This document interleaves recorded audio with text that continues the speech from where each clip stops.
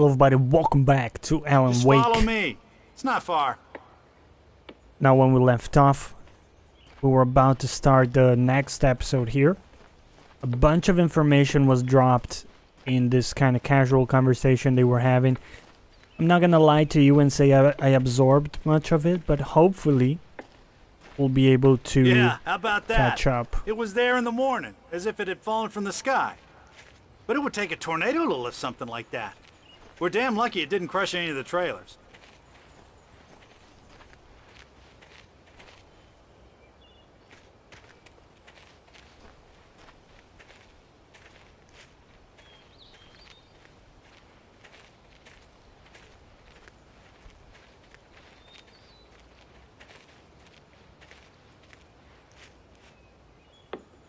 It gets better. A local girl, Barbara Jagger, drowned in Cauldron Lake just a week earlier. They were lovers. Sure, Jagger's a local spook story. The Scratching Hag. Comes for you in the dark. Childish stuff like that. Anyway, Al, I'm just getting to the best part. All of the articles about this stuff were written by Cynthia Weaver. I asked around, and she's that crazy bag lady you met. What, the lamp lady? She can be a little loopy, but she's not homeless or anything. Yeah, anyway, she knew both Jagger and Zane before they both died, and she had some kind of a breakdown.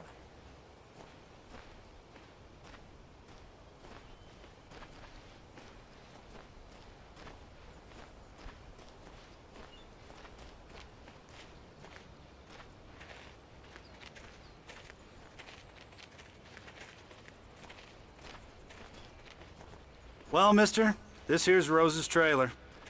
You mind me asking what you want with her? We're just here to talk to her, pal.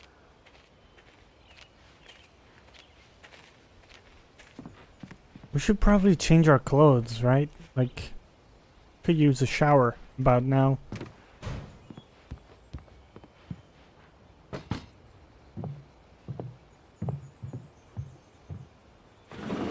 Welcome to...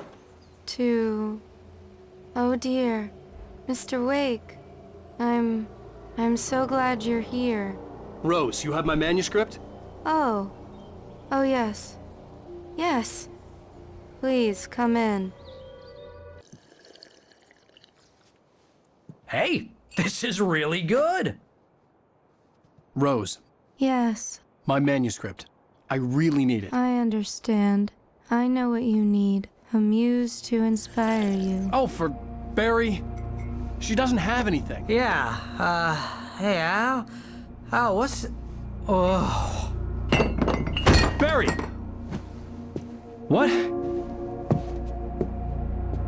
What? No. That's how they get you. They offer you a juicy cup of coffee. It's coming for you, hiding in my barber's skin. I'm too weak to stop it. You must turn the lights on. I promised I'd come visit you and your lovely wife. You must finish what you started. I insist. You must turn the lights on. Turn the light on. Back to work, boy.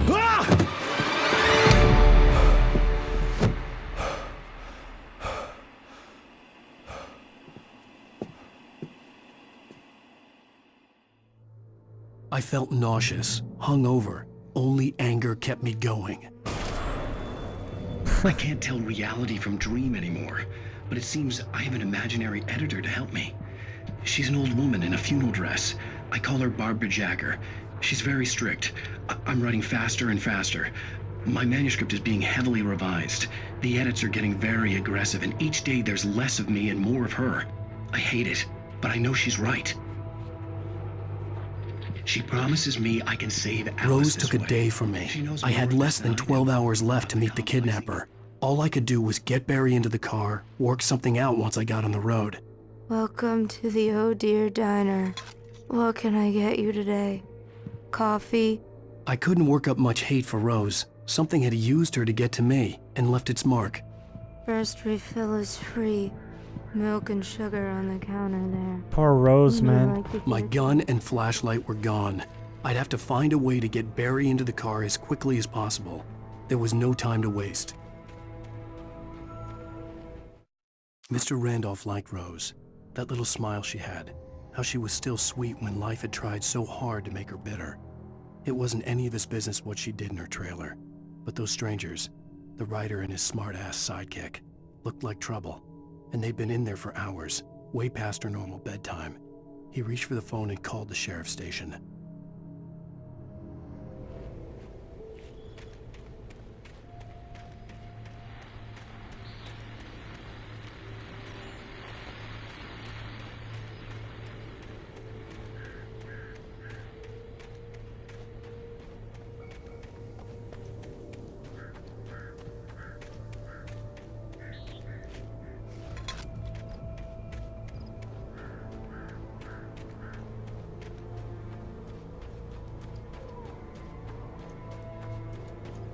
Oh, you're gonna get it now.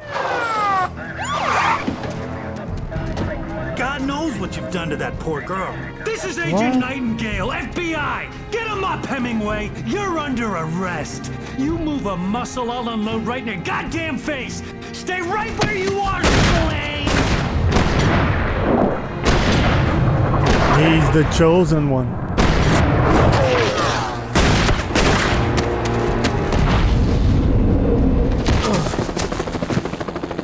What are? I'm standing right here, you goddamn maniac!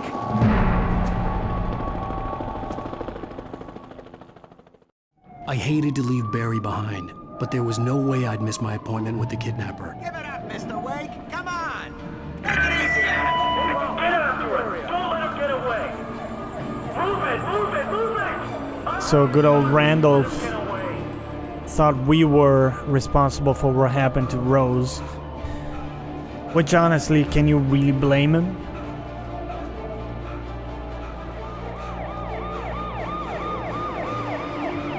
But what's interesting is that there's definitely something real happening, because at this point many people are kind of corroborating the some of the occurrences here. So it's not just all in our heads. Stop running! I mean, it could be. But it's either all in our head, or some of it at least is real. Oh, damn.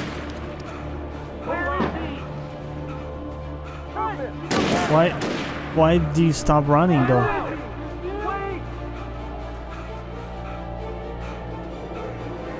Gotta work on that cardio, man.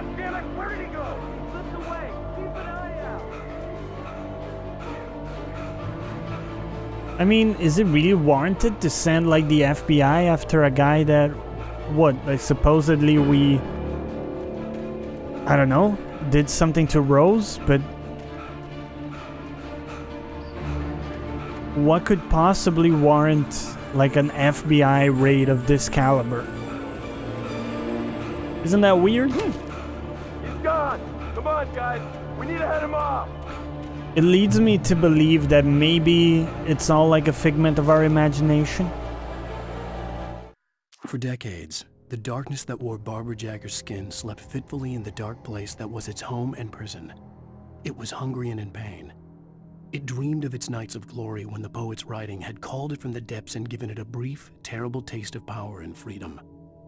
The rock stars had stirred it from the deep sleep the poet had sunk it back to in the end. When it sensed the writer on the ferry, it opened its eyes.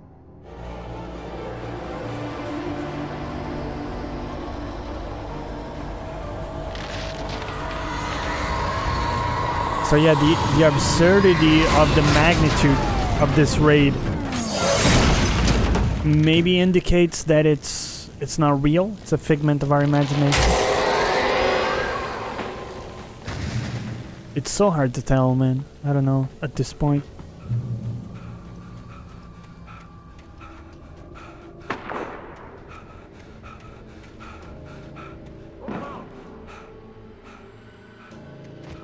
Search the area!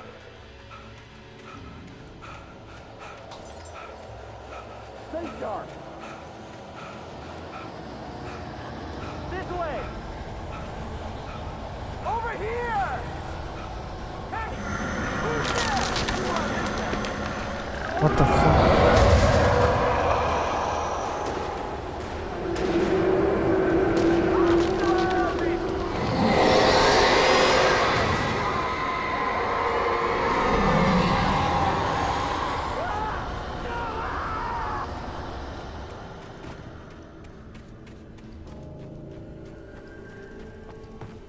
This horror was everywhere I went, circling me. The cops didn't stand a chance. They were after a writer, not a monster. Agent Nightingale. I've lost contact with most of the men you assigned to me. It's Blake's doing. Wait, are you seriously telling me that geek writer just took out my deputies? Are you kidding? I mean, have you seen this guy? He wears a tweed jacket. Over. He's the guy we're chasing. If it's not him, who then? Bigfoot? Over. What? So they're assuming that we took out all of those agents? I love how wearing a tweed jacket makes us less likely to have killed police officers. Yo! You on the ground. Hold it right there. You pulled the Splinter Cell on us, didn't you? Freeze! Just casually hiding somewhere with that helicopter? Could you not, though? I don't have access to my weapons, so I assume that I don't need to use them.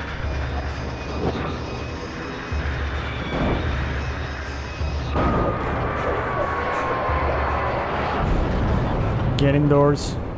Let's go.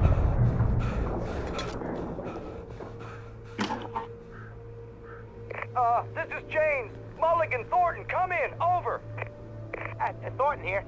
James, we got both Wheeler and Rose in custody. They didn't put up a fight or anything. Why, they were... Hey, what you... Come on! Sit down and give me that. James, Mulligan here. Over. Go ahead, Mulligan. Over. We got Wheeler and Rose here. Wheeler's drunk or hopped up on something. Speaking of which, that Fed had a pretty distinctive whiff of Otis Scotch about him, if you know what I mean. Over. I don't have anything on that, Deputy Mulligan. Over. Well, whatever. Anyway, Rose is just being plain weird here. You better get Doc in to take a look at both. Over. Gotcha. You better get them here quickly. The, Fed's gonna want to interview Wheeler. Over. Oh, yeah, I bet he does. Looks like they have a lot in common. Mulligan out. I could see the lights of the radio station in the distance.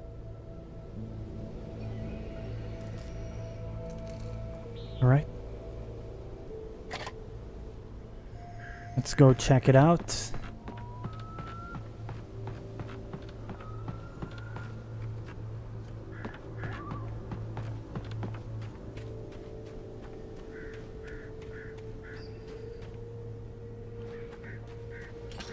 I imagined that the broadcast tower in the distance was part of the local radio station.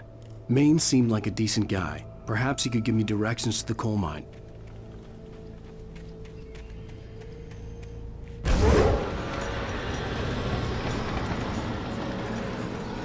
Unnatural shadows clung to the gate.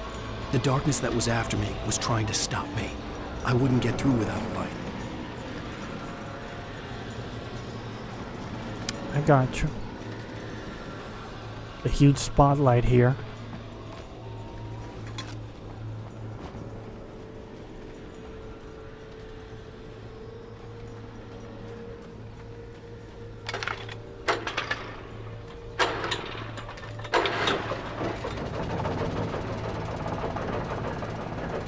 This doesn't seem safe.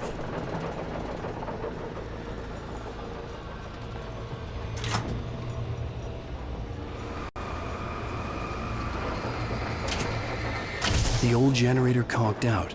I'd have to see if I could fix it and try again.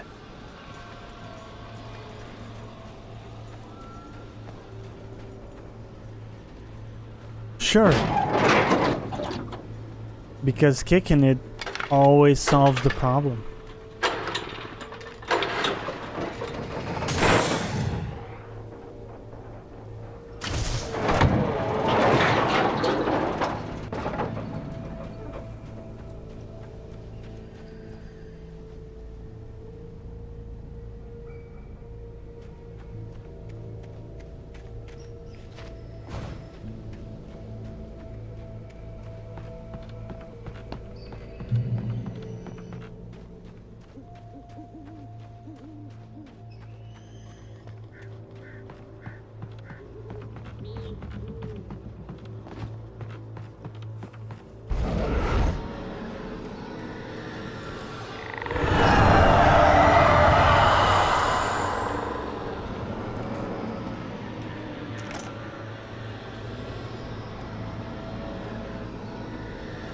Still have no weapons, so...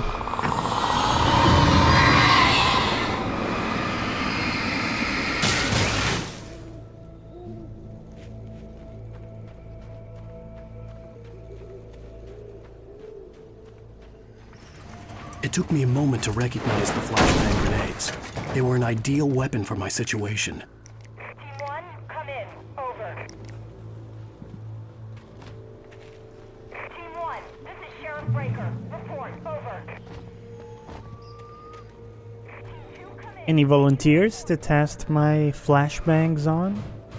There you go. See if I can get you nice and together.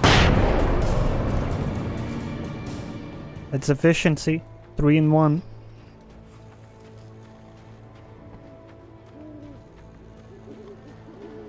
Honestly, I think the way the flashlight works is a strike of genius.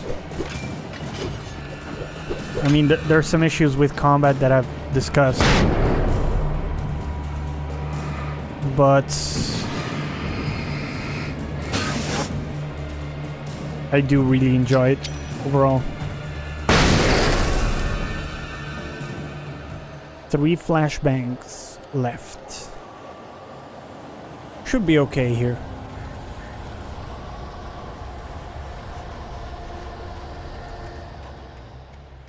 Yeah. And here's another call.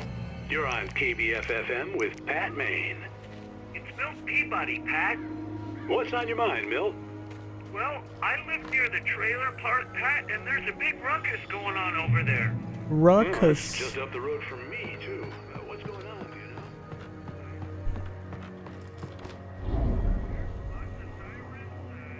you know? Okay. Here's the...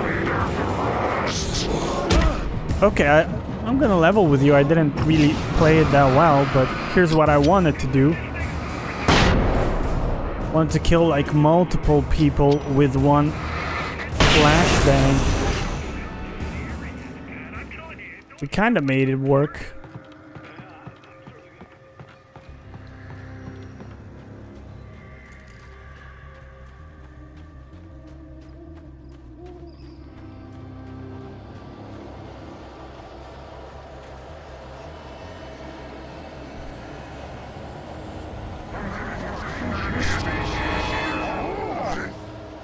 Okay.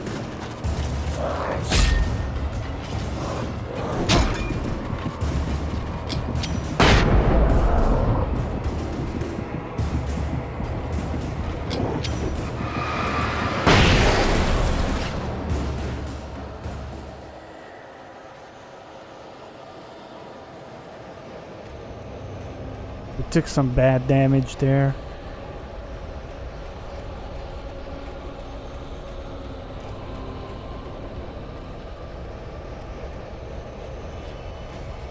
I keep pressing jump when I want to like interact with stuff.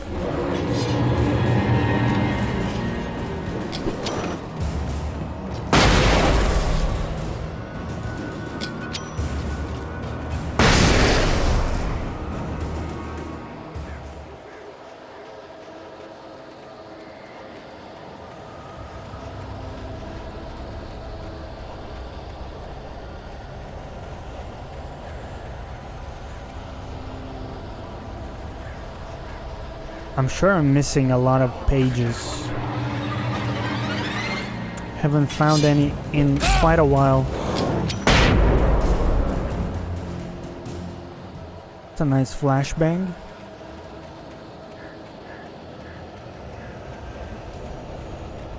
Nice, we made it to the radio station.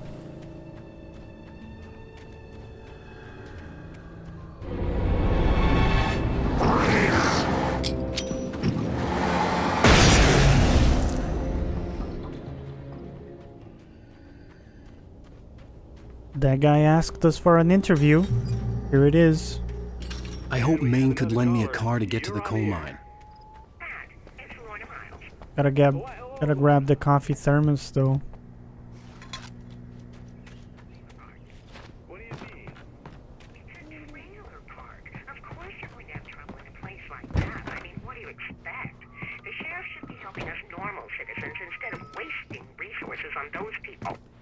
Well, Let the trash sort themselves out. I'm sorry, but my granddaddy settled in Bright Falls in 1911. well, thank you very much for that compassionate viewpoint, Lorna. Oh, here's a little surprise. The famous writer Alan Wake just walked in. Folks, I'm going to see if I can talk him into an interview. Come on in, Mr. Wake. Oh, I'm so glad you could find the time to do this, Mr. Wake. Nowhere to run now, Dan Brown. You back away from me. Don't hurt her. Whoa, everyone calm down. Put the gun down. We're all friends here, right? Cool your jets, Nightingale. We got him. What the hell's the matter with you? There's a civilian in there.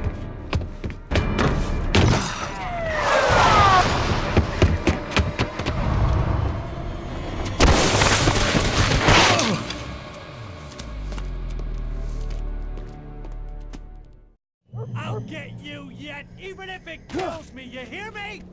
Well, You hear me, H.P. Lovecraft? I had fallen off so many cliffs it was ridiculous. That's what you get for naming a book The Sudden Stop. It was probably good I hadn't had the chance to tell Maine where I was going. I'd have to lose the cops and find my own way to the mine. that interview, gonna have to take a rain check. By the way, apologies for the little green screen issue we're having today. It's due to some natural lighting that's happening. We'll take care of it for the next episode. Hopefully it doesn't impact your experience too much. Oh hey, we got a flare. That's nice.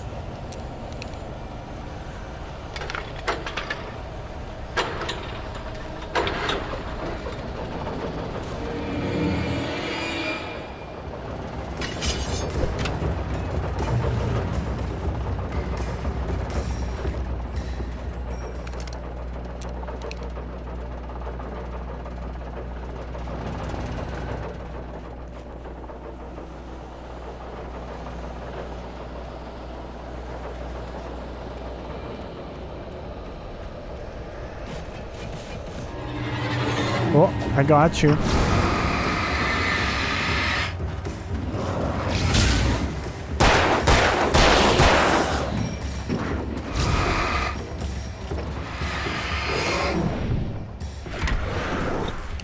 Cool.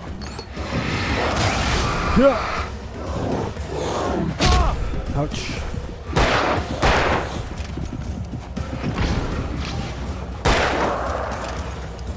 Yo, could you, kill this dude?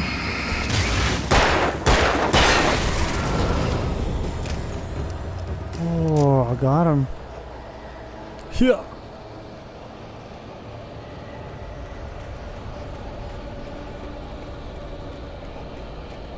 This looks like a detour. Oh shit.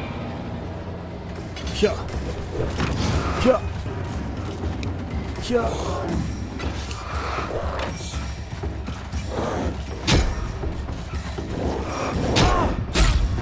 Okay, well, I'm pretty sure I dodged those, but that's okay. We'll try again. Gotta go all the way back, huh?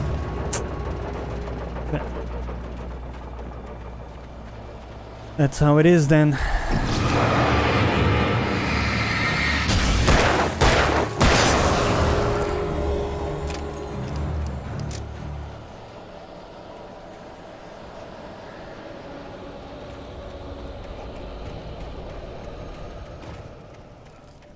There was no sensible reason for the power company work lights to be here. It was almost as if they'd been left for someone like me to use. Yeah. Well, we're gonna check out that detour.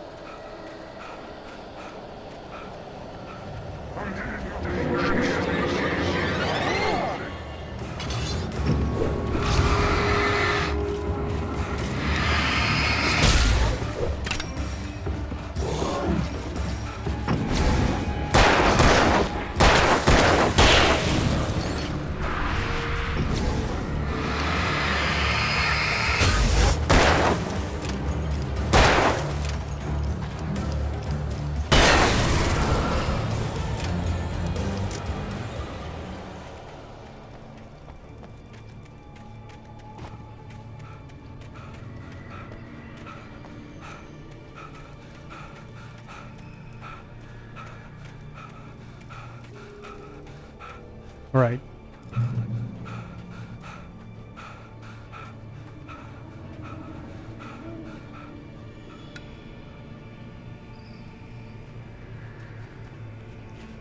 Looks like we can't change where it's pointing to. Oh, yes. Holy balls.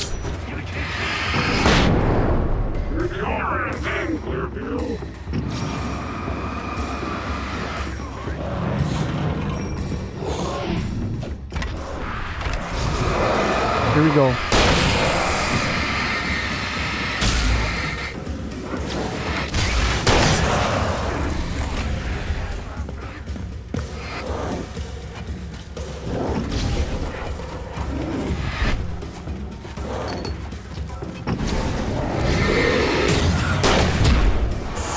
Ouch. No, no.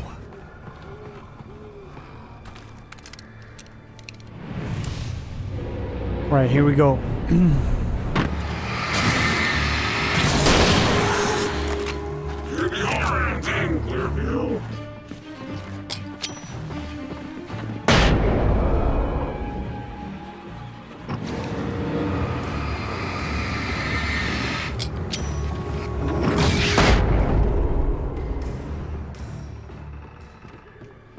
Did we get him?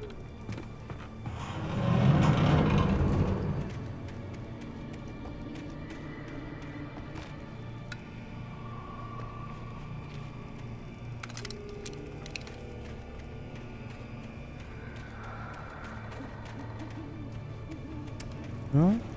The darkness controls the Taken.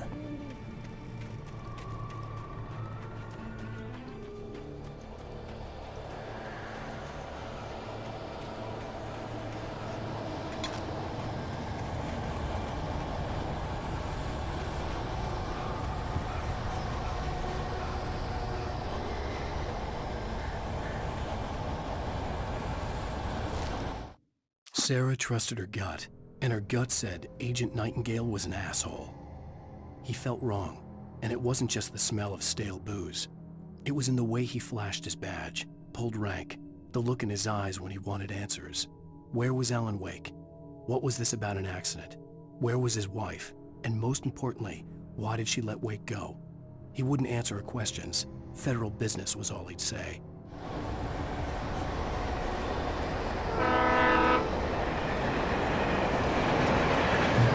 Well, we've made it to a checkpoint and passed a little bit of a critical area there, so we'll take a break here. I hope you enjoyed the episode.